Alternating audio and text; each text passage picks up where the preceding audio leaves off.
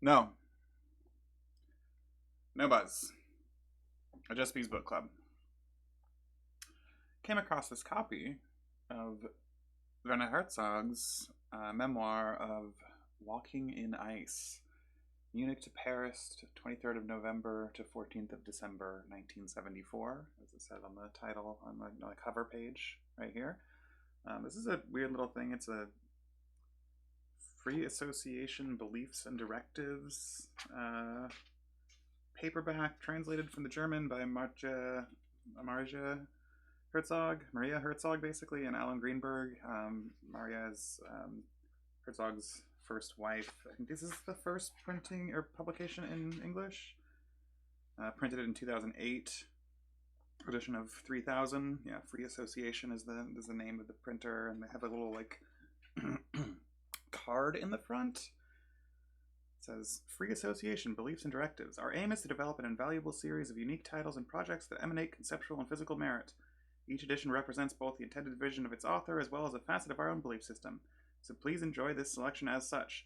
Future output will include books, films, monographs, objects, recordings, etc. We welcome you to Free Association and appreciate your interest and support.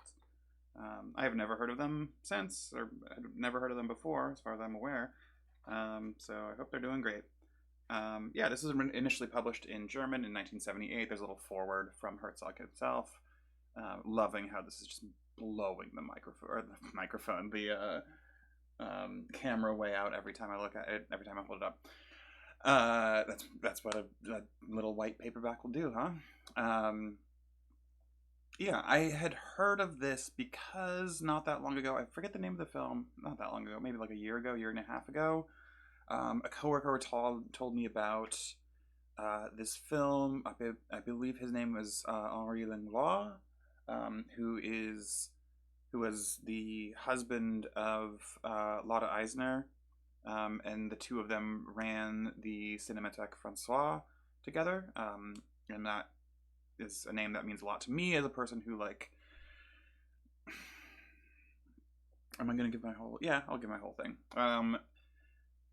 I did not really watch movies growing up, and around like my senior year of high school, maybe my junior year of high school, was when Netflix started, and my mom had a Netflix subscription. This is, of course, the beginning of Netflix when it was a DVD rental by mail service.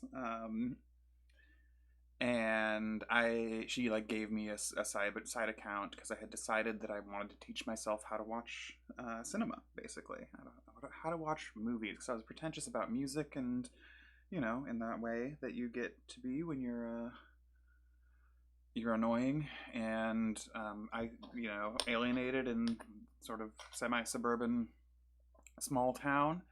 And I had, through that scene and the internet, encountered a lot of discussion of movies, and so I sort of decided I wanted to know more. And I'm glad, I did that, because movies are an incredibly important part of my life at this point. Even though in the last few years they have taken a really big side part. So, being the nerd I was, I decided to self-teach myself by just like devouring everything that was like recommended on these sort of art forums that I was a part of. And the way to do that, of course, was to just log into Netflix, find anything by any director that I had heard mentioned in a place that I deemed sufficiently interesting, have Netflix send me the DVD, burn the DVD, or like, sorry, rip the DVD, burn it to a blank DVD-R, and then send it back the same day. So I just accumulated a literal binder full of DVDs that I had burned, and I ran through them.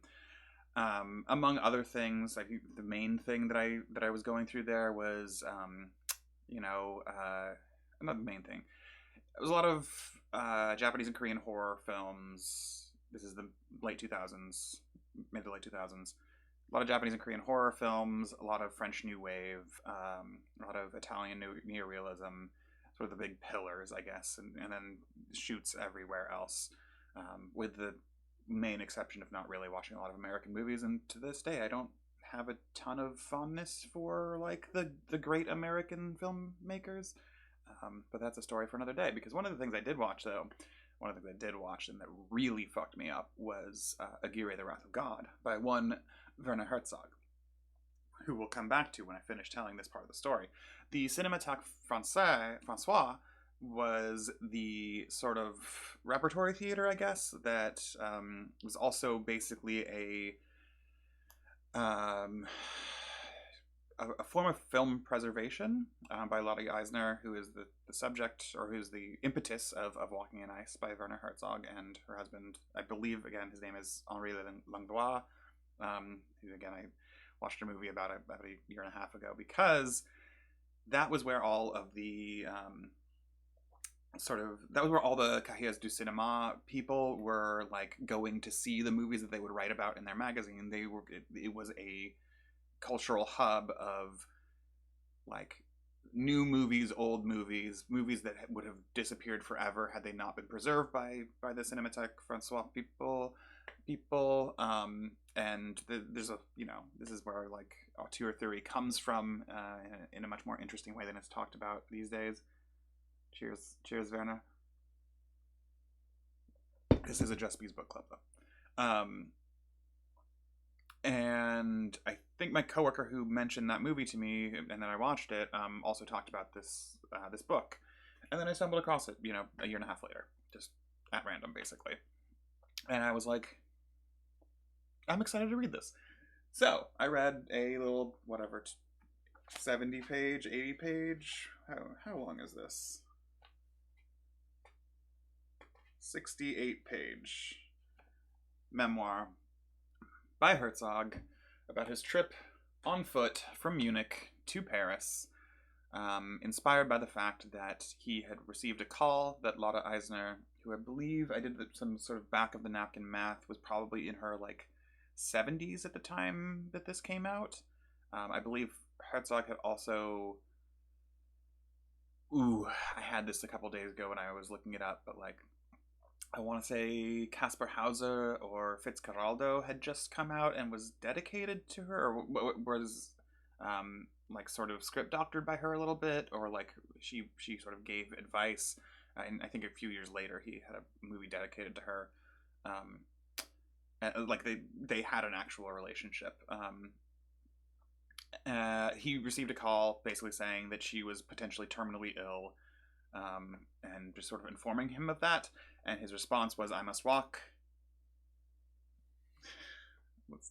It's like the first entry here. Let's see if it's worth reading. I'm not going to do a Herzog voice.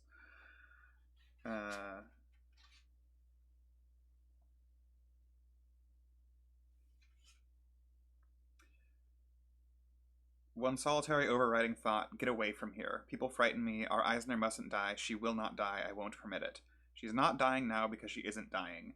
Not now, no, she is not allowed to. My steps are firm, and now the earth trembles. When I move, a buffalo moves. When I rest, a mountain reposes. She wouldn't dare. She mustn't. She won't. When I'm in Paris, she will be alive. She must not die. Later, perhaps, when we allow it.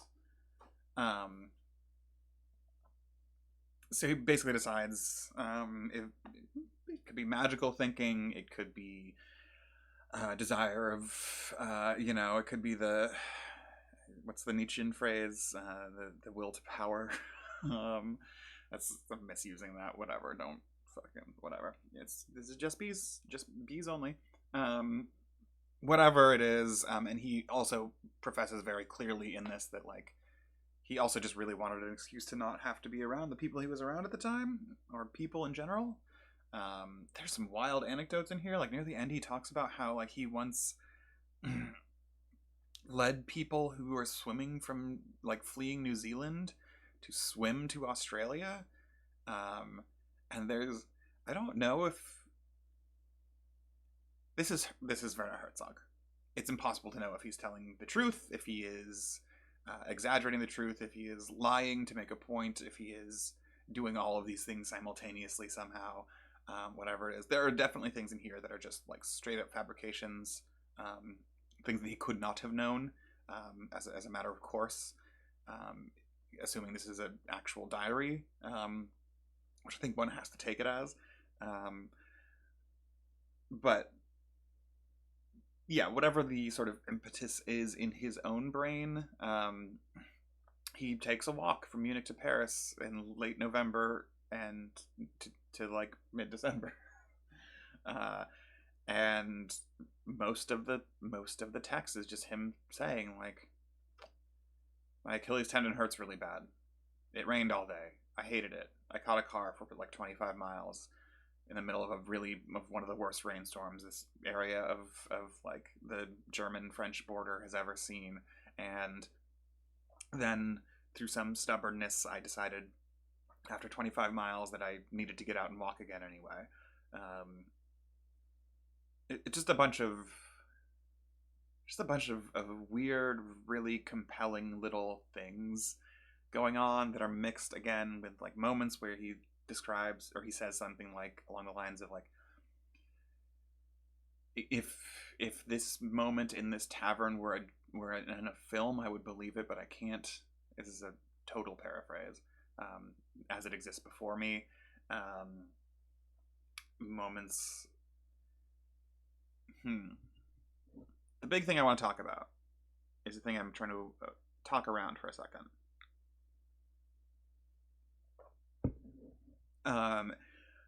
The man talks about milk a lot. Apparently, he just love drinking milk. And like, I don't know, maybe they got that real good German and French milk out there. He's walking past a lot of like farms, but it's also late November through mid December, so it's, you know, not exactly the season for anything. Mid snowstorms. But yeah, there's like a really memorable to me description of him like really wanting some milk and then downing a whole bunch of milk and then like lightly vomiting into his own mouth multiple times over the course of the next like 4 hours or whatever that he's walking, because he fucking chugged a gallon of milk or whatever. I don't know, 2 pints of milk, a liter of milk, whatever.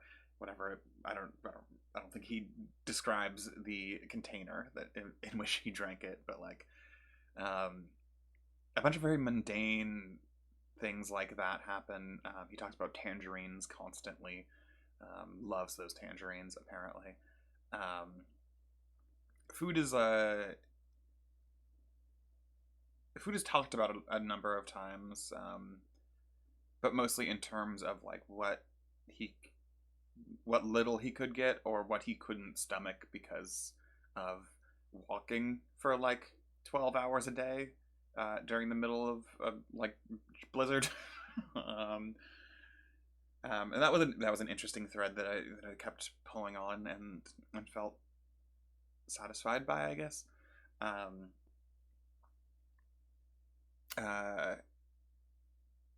There's like a very specifically memorable moment where he's like pissed off that a tavern is closed when he gets into one of the many little towns that he walks through, because he's like, what if I needed a glass of beer or a glass of milk? Which is just to me like, that just doesn't, like, just can't process that. Like having that thought, like, what if I needed a glass of beer or a glass of milk? Like, you need one or the other. Never one or the other in any particular moment. You know what I mean? Okay. The translation seems very good. It's you know, it has the sort of muscular quality that his Bavarian accented English has, that is like so well known, and like it's absolutely baffling that man is a household name. Literally, you talk to anybody about Herzog, the like Bavarian art director and like documentarian. I can't even think of like 10 documentarians who are household names, much less who also do like art cinema or did. But hey, he was on The Simpsons and in The Mandalorian, so everyone fucking knows Herzog. It's so weird. He's such a singular person. You know, the guy who you can watch on YouTube that time he got shot during the middle of an interview. Like, What a guy. Um, and like that's, I mean, maybe that's like the thing about this book as well, right? Like it fits in so cleanly with the way he has self mythologized and has been mythologized over the course of his half century at this point. Gire's like has early 70s, half century long career, I guess. It's a weird thing to think about. Um, Singular man. Yeah. Okay. I think that's all the sort of smaller things worth talking about. So now I can talk about the coolest thing about this book. Herzog just unabashedly describes breaking into people's houses over and over, and it rules. It's like the first night he's just like, and so I broke into a chapel, but there was someone there, so I like left and came back later and broke back into it or something like that. He's just like, these houses are like empty for the winter, so no worries. I'm gonna, like, they're shuttered, but like what's a shutter to a man who can pull a piece of wood off and break some glass, who wants to be warm? Like, there is no editing down from what I could tell. It's just like him just being like, yeah, I broke and entered like anytime I couldn't find a place to sleep, and have zero shame about that. Like, it rules. um, he's just like, there's a moment where he's like, yeah, I broke into a tool shed where like the house was clearly occupied, and like slept there, and then around midnight I like heard somebody waking up, and I like shot up and was ready to bolt, but like but then I went back to sleep and just like slept in their tool shed. um it is an aspect of Herzog I've never really seen discussed before, which is wild because it's been out in a published book since 78, I guess, in English only since 08, and then like the there's a University of Minnesota reprint, I want to say, in 2015, which is when you can like read a lot of, there's like, well, on the sort of interviews, if you just sort of like, you know, search around, will be from that edition. Sort of, things like Slate and The Nation and stuff like that have pretty easily findable or like reviews that are honestly pretty interesting. It seems like most people got Herzog like aficionados to write them, and so like one of the things I read, I can't recall exactly which of the Atlantic or the Slate or whatever, those sort of cloud of publications. It talked about like the fact that he was shooting Nosferatu at the time that this diary was written, that this trip was undertaken. And so you can kind of like suss out some of the thematic preoccupations, including like his description. This is like pulled straight from whatever article I'm talking about, that like he's walking through a town and he describes it as like a plague-ridden, like seemingly plague-ridden. There's like a bit where he's like, oh, I'm like around where Joan of Arc was born. And he's like, navigating by compass and map, kind of, and then occasionally by like asking people, and there's like 3 or maybe 4 phone calls over the course of the whole thing. But he's explicitly just like, I'm not really sure which direction. It's Dosembre, something like that. I don't remember the name of the town. My bad.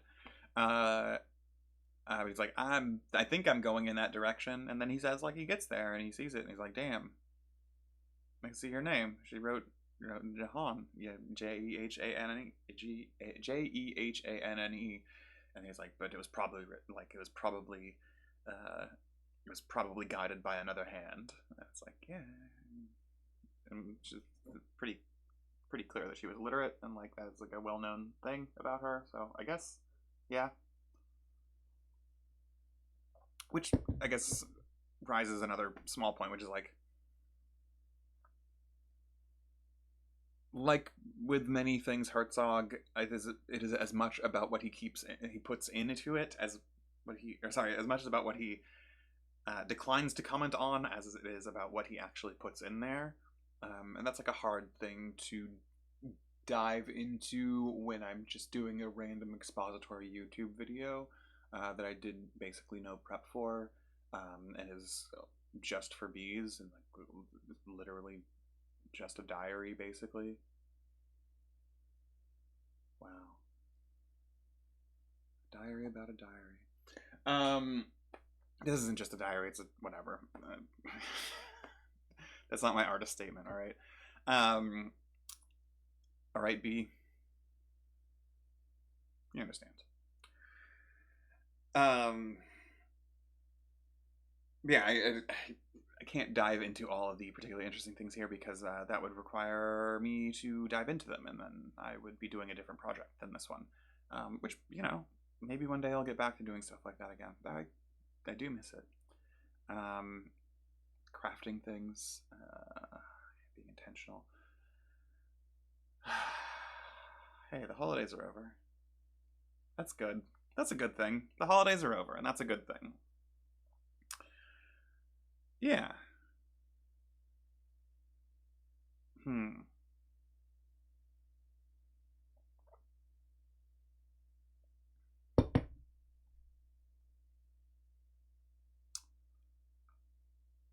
Okay, I think that's basically everything I wanted to say about Of Walking in Ice.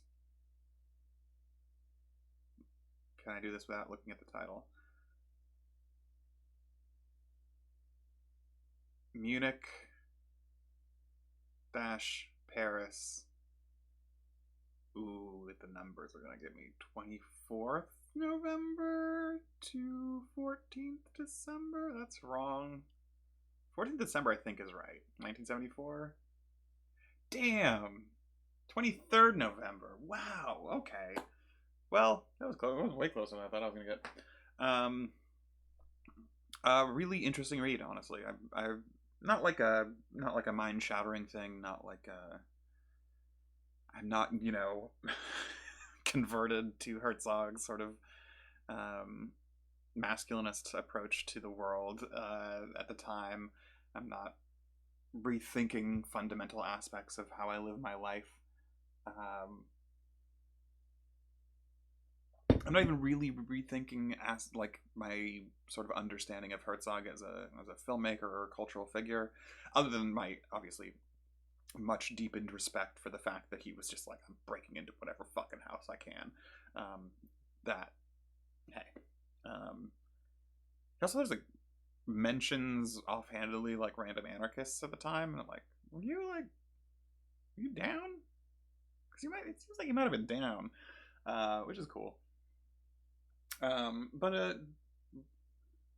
an edifying read. An edifying read.